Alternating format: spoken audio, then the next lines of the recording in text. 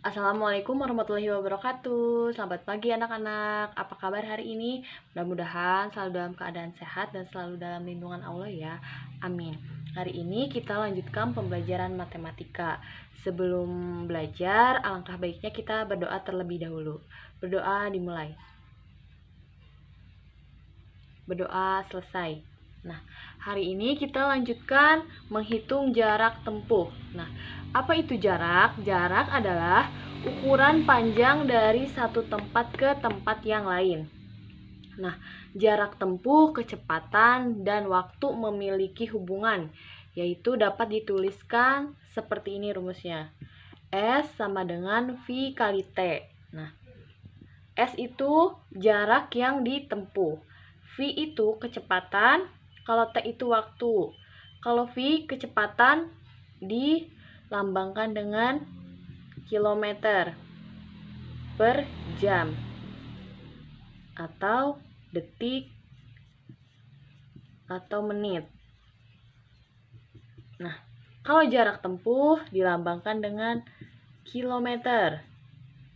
Kalau waktu bisa jam, bisa menit, bisa detik. Nah, sampai sini paham? Nah, kita masuk ke contoh soal.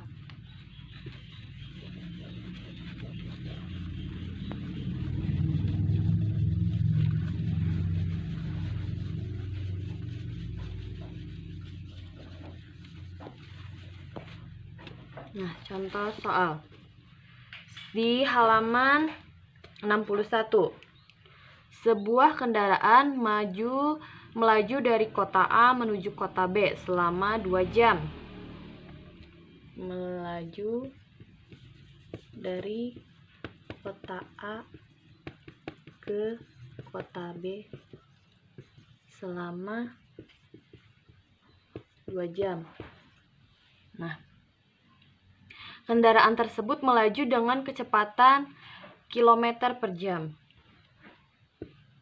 Melaju dengan kecepatan 60 km per jam. Nah, berapakah kilometer jarak antara kota A dan kota B? Berarti yang ditanyakan adalah jarak. Berapa jarak kota A ke kota B? Nah, kita buat penyelesaian.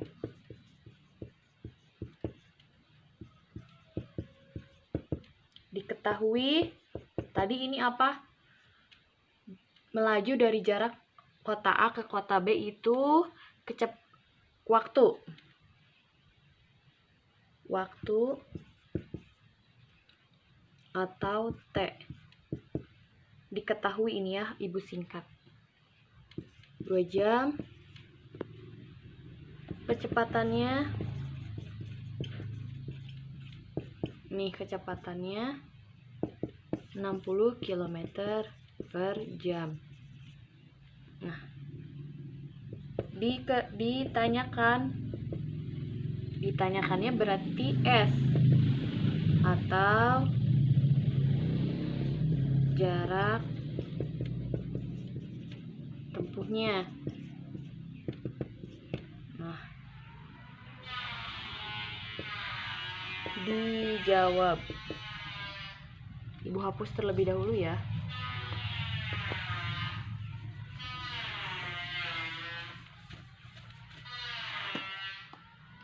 Berarti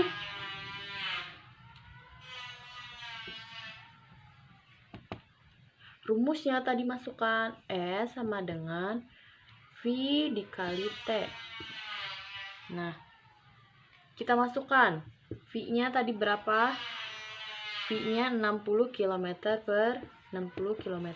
per jam. Dikali waktunya berapa? T 2 jam. Nah, kilometer per jam, yang ini jam, berarti kita coret jamnya. Karena sama memiliki jam, maka kita coret. Nah, tinggal 60 dikali 2. 6 kali 2 berapa?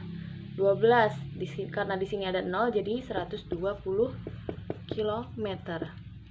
Nah, ini untuk ditanyakan jarak tempuhnya. Berarti jarak tempuh dari kota A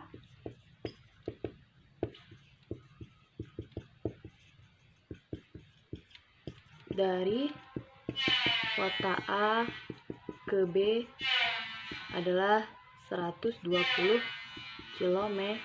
Nah, bisa dipahami? Bisa ya. Kita cari contoh lain. Nah, kita lanjutkan ke contoh lain. Nah, Ibu sudah memiliki kecepatannya 45 km per jam, waktunya T-nya adalah 120 menit. Nah, kita lihat satuan waktunya sama atau tidak, jam dan menit. Beda ya, ini jam, yang ini menit. Maka kita harus merubah yang menit. 1 jam ada berapa menit? 1 jam itu sama dengan 60 menit. Berarti ini 120 dibagi 60. Sama dengan 2 jam. Nah, sudah sama satuannya? Sudah ya. Lalu kita lanjutkan. Berarti V-nya masukkan 45 km per jam. Dikali waktunya 2 jam. Nah, tinggal kita kalikan. Berarti ini coret jam sama. Berarti hasilnya adalah 90 km.